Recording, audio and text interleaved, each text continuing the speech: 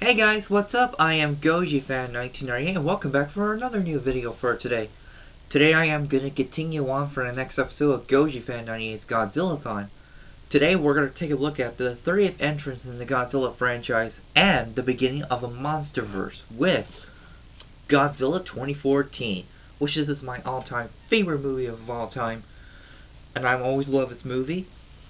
Before we get started, I want to let you guys know that I've seen this movie in theater about 3 times in a row. It was a really great record. I watched it. It was a really good movie, as long as I can remember that I watched it 3rd time. Make sure to send a comment below to tell me how many times you saw the movie in theater before it came on Blu-ray and DVD. So, out to the video. Godzilla 2014 had a history we're going to discuss about. For after 10 years since Godzilla's last appearance in the big screen was Godzilla Final Wars, even in 2007 made a cameo appearances in Always Sunset and Third Street 2.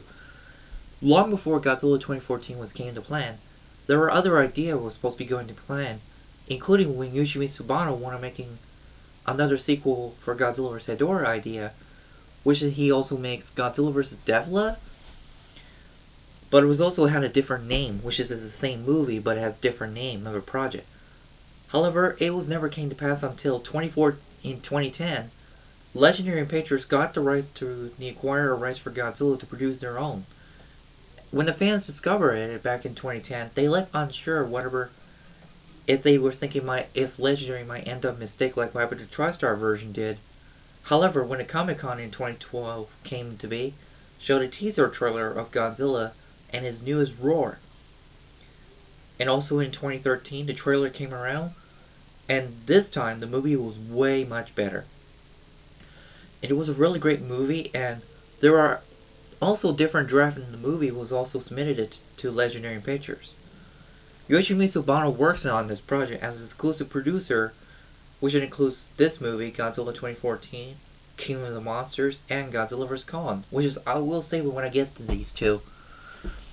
So anyway, in the original script, according to this John LeMay's book right here, said that King Ghidorah was supposed to be making an appearance in this movie, in 2014 movie, but he never got to make appearances until he finally got a chance to make an appearance in the American Godzilla film sequel, Godzilla King of the Monsters, and before he returns in Japan's Godzilla, in Godzilla the Planet Eater, which is I'll save it when I get there.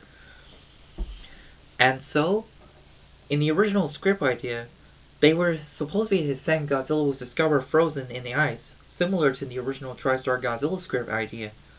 But this idea never came to pass at the reason, because of it, the idea set in the ice idea was already been made in The Man of Steel, came out in 2013. Also, this movie also took the idea for the concept for the canceled American Godzilla movie that had set in plot in San Francisco was also being used in canceled American Godzilla 83 and 94 project was thrown in, including the elements for the original script for TriStar Godzilla was thrown in, but the Griffin role was to become the Mutos. The leaving Godzilla was the only defense to fight against the Muto, similar when Godzilla was supposed to be going to find the Griffin before it could reproduce to destroy mankind. It was really nice to have the treatment to pay homage to the original script the original idea for Godzilla versus the Griffin idea. That was a really great idea. And it featured 2 of our main characters, Lieutenant Ford Brody, played by Aaron Taylor Johnson, and his wife Elle Brody, played by Elizabeth Olsen. After making an appearance in this movie, but they also made a cameo in Captain America the Winter Soldier portrays Quicksilver and Scarlet Witch, the twin brother and sister. But they reprised their role in the Avengers Age of Ultron. And leaving Elizabeth Olsen will make an appearance in other Marvel's film to reprise her role as the Scarlet Witch. So first, both Aaron Taylor Johnson and Elizabeth Olsen will portray as siblings character, and then they would portray as husband and wife character. I was like, so wow, that's a very, very impressive. And it also featured a guy who plays Walter White make an appearance, the one who appears in Breaking Bad. Brian Creston make an appearance portrayed as Ford's father, Joe Brody, and Elsa's father-in-law. Brian Creston's character was very great character, and he's my favorite, but it was kind of sucked they kill him off in this movie. Well, he was witnesses along with his son saw the Muto comes out in his cocoon in Janjira, Japan. And we also introduce our new character named Dr. Ishiro Serizawa, played by Ken Watanabe. In his first time when we first introduced Serizawa, he was dressed like Eiji Tsurubaya according to the trivia section, which is I put in a whole information you need to know. Godzilla's design in this film, he looks very impressive.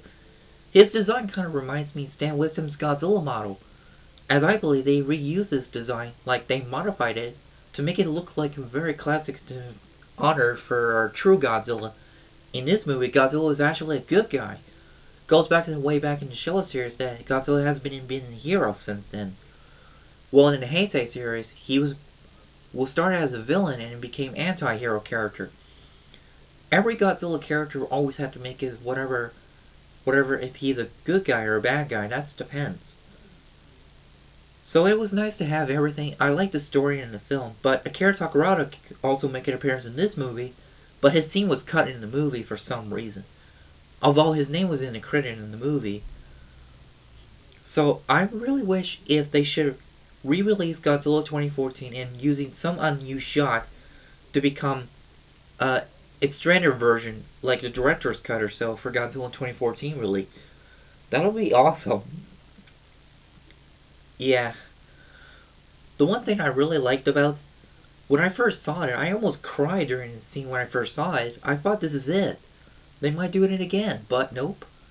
Godzilla finally managed to use his atomic breath during the final battle in San Francisco against the female Muto. This is what I've been wanting. This is what it should have. The movie was directed by Gareth Edwards, and he did a great job to compose directing the movie. And he did it great. Gareth Edwards was previously directing other monster films called Monsters, released in 2010, while he's also later producing in the Monsters sequel. And so I really like Godzilla's design, and he looks very impressive. Even they try to do the same technique they did when Toho did in the original movie, but instead Legendary created their own new Godzilla's Roar. The motion capture who portrayed the monster was T.J. Storm, whose name is on credit in the movie, but it was just only protection, I guess.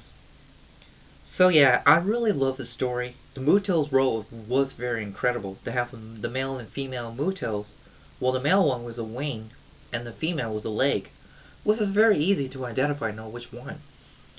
Having Godzilla fight against two enemy on his own was very impressive. But the one thing I really love in the film, where Lieutenant Ford Brody had to destroy the Muto's nest to prevent it for that thing could be hatched again.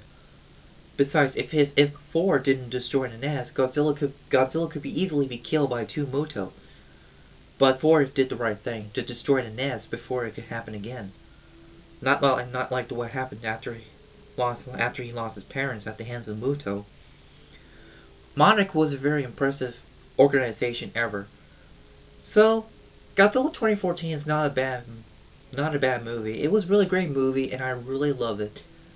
And it was the best Godzilla film I first saw in theater. It was really great.